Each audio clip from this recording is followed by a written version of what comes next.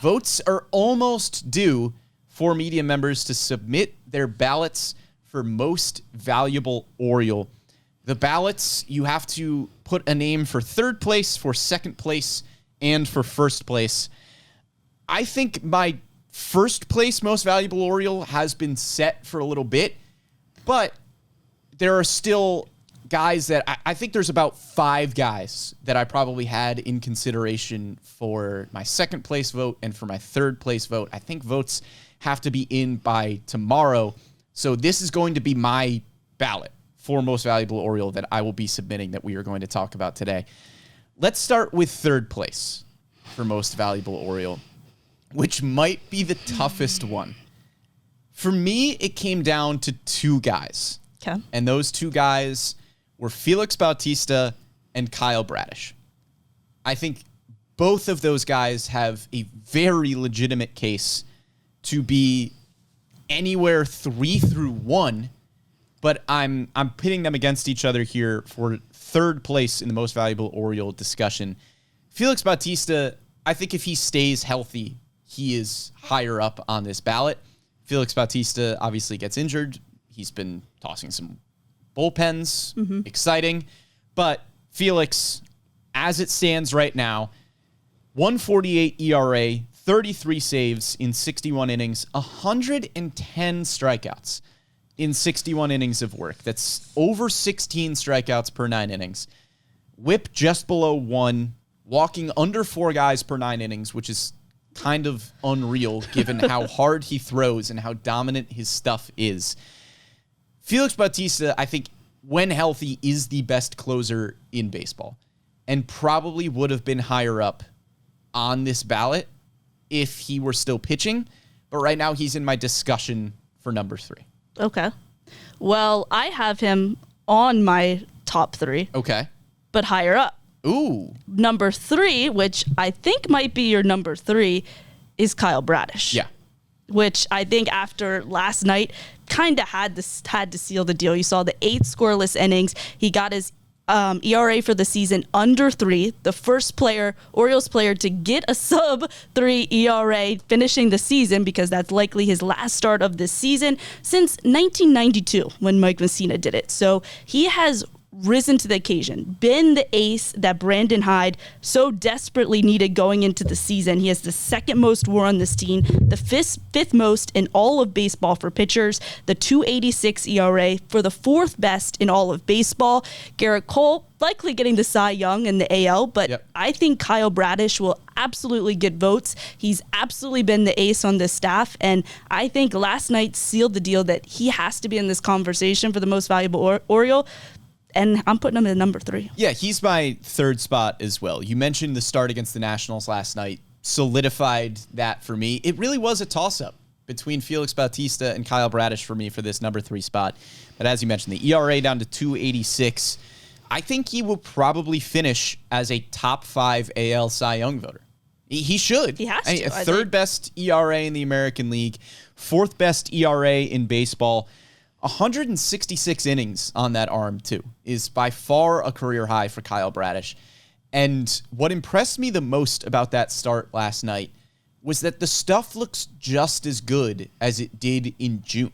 Right. Kyle Bradish hasn't lost a step pitching 166 innings this year. And that is massive for an Orioles team that hasn't had their ace in John Means.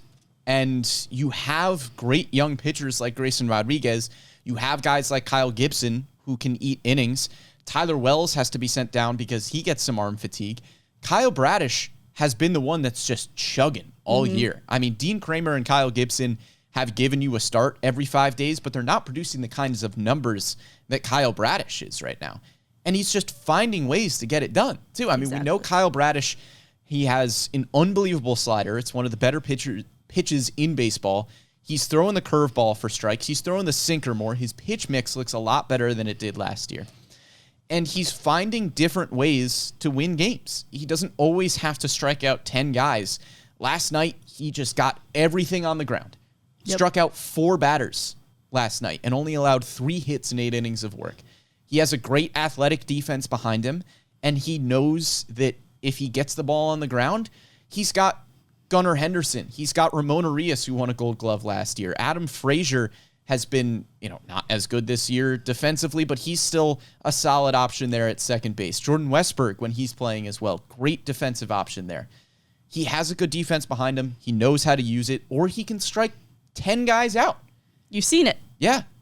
So Kyle Bradish, my third place MVO. And he said that after the game last night. He was like, well, I don't know if you noticed. Don't think I striked a lot of guys out, but my defense made the plays behind me, and that's because he was able to get the ball on the ground.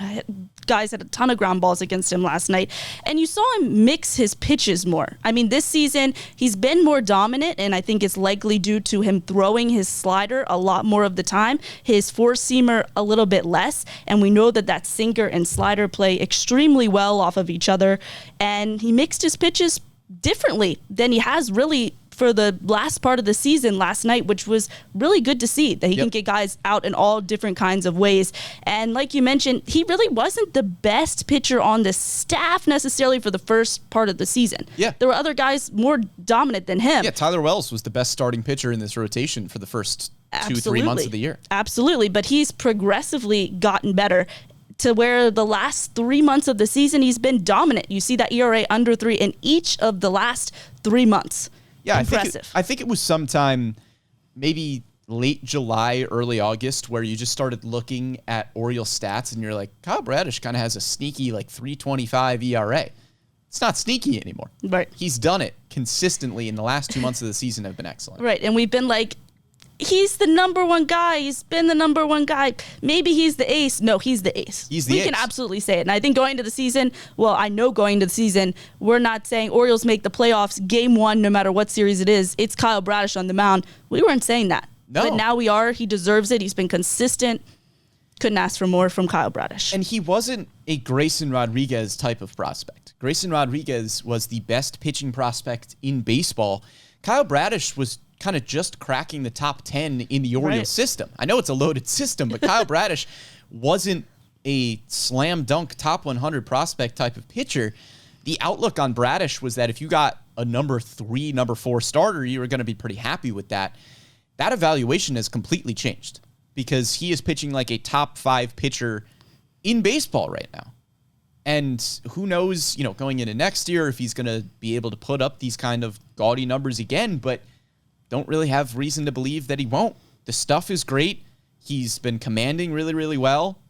Just really good stuff from Kyle Bradish. Right. He's the reason they won a lot of games this season. He's part of the reason they are in the playoffs in a week. So couldn't ask for more. He has to crack this list. I didn't think that I would be putting a pitcher, and on my list, 2 pitchers on this list with how explosive this offense is, how even at the trade deadline, you're like, oh, they have to get pitching. They have to get pitching. They don't need hitters, but they have to get pitching.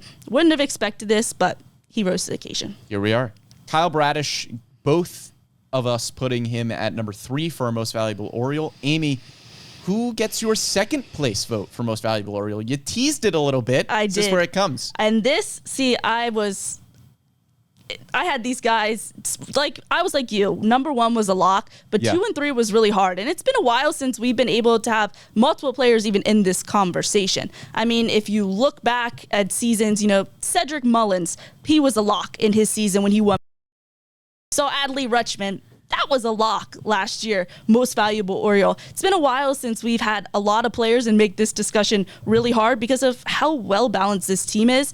So at number 2, I'm going with Felix Bautista. Ooh. I know. The Orioles just simply aren't here without him. And I know missing the last chunk of the season is crucial. And it's kind of hard you can make an argument that he does just drop out of this list because of that. But to me, I think it shows his value even more.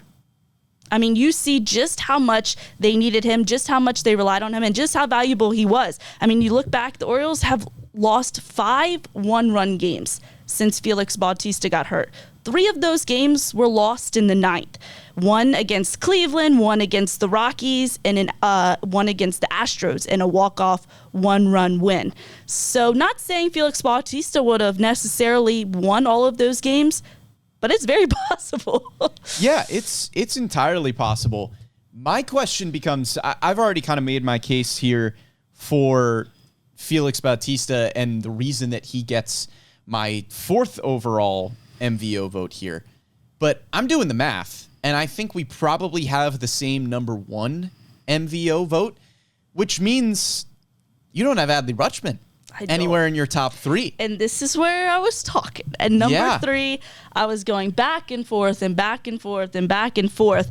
I couldn't not put Kyle Bradish in there. I just couldn't. And that's where Adley Rutschman had to get the knock.